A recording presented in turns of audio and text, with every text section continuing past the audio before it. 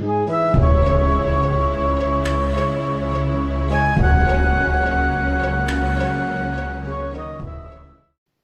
you've ever had even a passive interest in retro video games, and I'm going to assume you do since you're watching my channel, cheers by the way, I'm sure at one point or another you've heard of a game series by Sega called Outrun.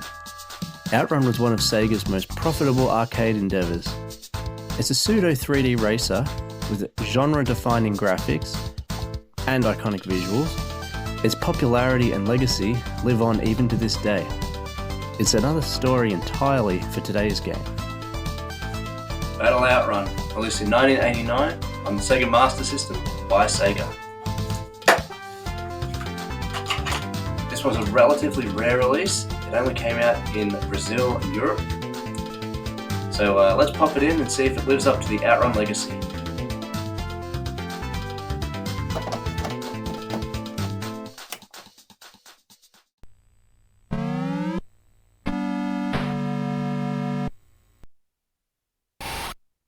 You are Joe Hurst, the coolest bounty hunter ever to take to the wheel.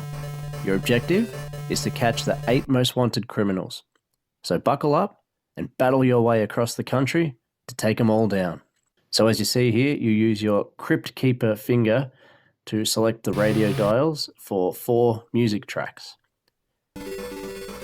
So the game gives you 8 racing tracks to choose from. There's nothing to unlock, you get them right off the bat. Unlike its namesake, coming first doesn't make a difference here. Instead, the objective is to ram the cars of the specified criminals, all the while avoiding the traffic and the other road hazards. However, tune-up trucks you want to run into, as they will let you upgrade your ride, if you have the money.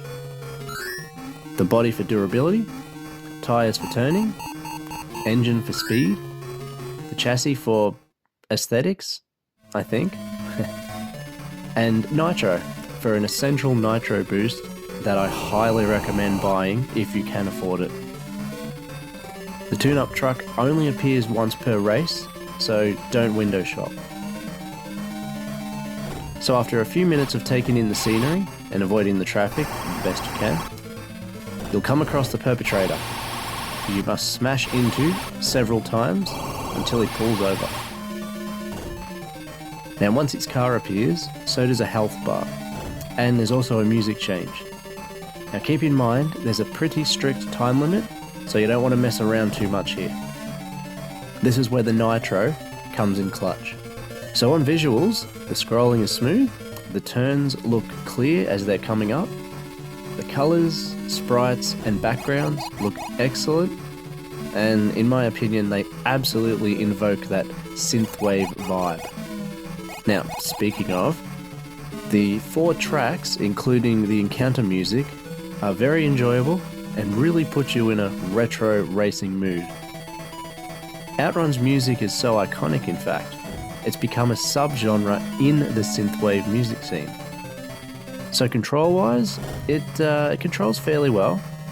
You got to keep your wits about you and not just go full speed all the time. There are many tricky turns and the aforementioned traffic. There's also jumps, but they're really more of a hindrance than a help. This is yet another one I got from that marketplace.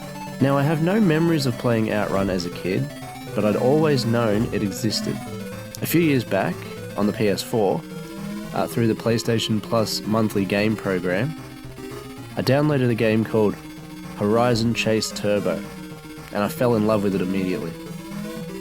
Later on, I found out that it's basically a spiritual successor to Outrun, and to this day, it's still one of my most replayed modern races. I highly recommend it.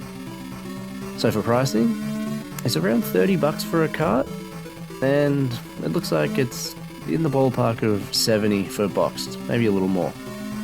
So it's rare, but it's not really sought after, interestingly enough. Yeah, so that was Battle Outrun. So, that was Battle Outrun. It's quite good actually.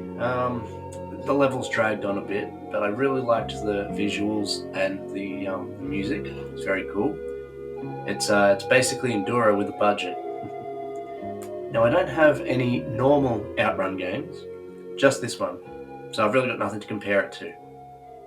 But I will say that it will be reverse parallel parking its way back onto my shelf. Now, in retrospect, there are no bad games, but there are rare ones. And if they're anything like this, I'm looking forward to coming across them in my journey. See you later.